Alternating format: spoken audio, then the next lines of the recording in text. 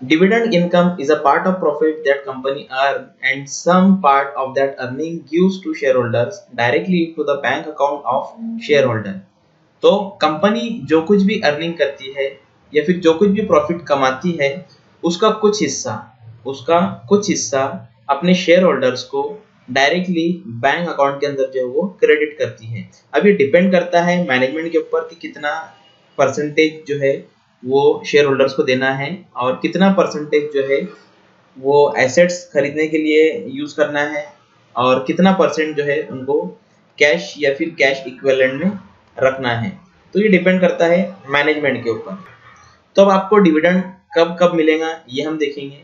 तो कंपनीज जो है क्वार्टरली या फिर एनुअली रिजल्ट्स अनाउंस करते हैं, जो भी उनका प्रॉफिट एंड लॉस होता है, जो भी वो अर्निंग करते हैं, तो उसका एक स्टेटमेंट या फिर जिसको हम कहेंगे रिजल्ट्स जो है वो बीएसई इंडिया वेबसाइट पर या फिर उनकी खुद की जो वेबसाइट है उसके ऊपर उनको वहां पर पब्लिश करते हैं। तो वहां पर आपको ये डिटेल मिल जाएंगी और ये जो है इसको हम कहते हैं एनुअल जनरल मीटिंग, जहां पर रिजल्ट्स अनाउंस किए जाते हैं और उसी मीटिंग के दौरान में जो है कंपनी जो है डिविडेंड्स भी डिक्लेयर करती है। जो भी उनके कॉर्पोरेट एक्शंस होते हैं वो उस मीटिंग के अंदर किए जाते हैं। तो इस तरीके से कंपनी जो है वो डिविडेंड इनकम देती है।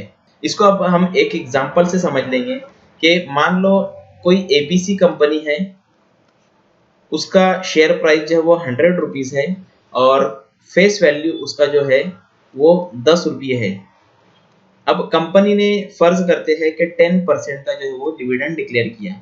अभी आजकल तो जो है एब्सोल्यूट वैल्यू के अंदर डिविडेंड जो डिक्लेयर किया जा रहा है, लेकिन 10% के अंदर अगर आपको ये दिखाई दे कि 10% का कंपनी ने डिविडेंड डिक्लेयर किया, तो ये जो 10% है वो यहाँ पर जो करंट प्राइस है मार्केट में शेयर का उसका 10% नहीं रहेगा, ये जो फेस वैल्यू है उसका 10% रहेगा। मीन्स आपको जो है यहाँ पर एबीसी स्टॉक अगर आपने होल्ड किए है तो होल्ड करने के बाद में आपको 1 रुपये का डिविडेंड यहाँ पर दिया जाएगा।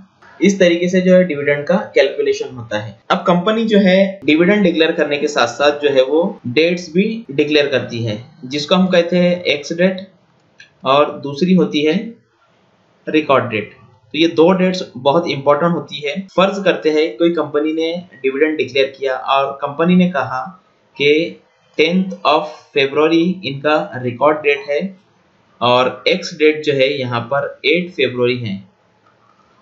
तो इसका मतलब ये है कि एक्स डेट मतलब आपका जो बाय करना है स्टॉक को वो 8 फरवरी के पहले पहले बाय करना है या फिर 8 फरवरी को आपको बाय करना है। और रिकॉर्ड डेट मतलब ये 10 फरवरी को कंपनी की रिकॉर्ड बुक के अंदर अगर उस शेयर होल्डर का वहां पर नाम है तो ही आपको जो है डिविडेंड दिया जाएगा, डिविडेंड वहां पर आपको दिया जाएगा। तो ये दो डेट्स को आपको याद रखना है हमेशा, रिकॉर्ड डेट और एक्स डेट। जहां पर एक्स डेट आ गई या तो आप उस दिन स्टॉक को बाय कर सकते हो या फिर जो है रिकॉर्ड डेट के 2 दिन पहले आप स्टॉक को बाय कर सकते हो, अगर आप सिर्फ और सिर्फ डिविडेंड के लिए स्टॉक को बाय कर रहे हो तो।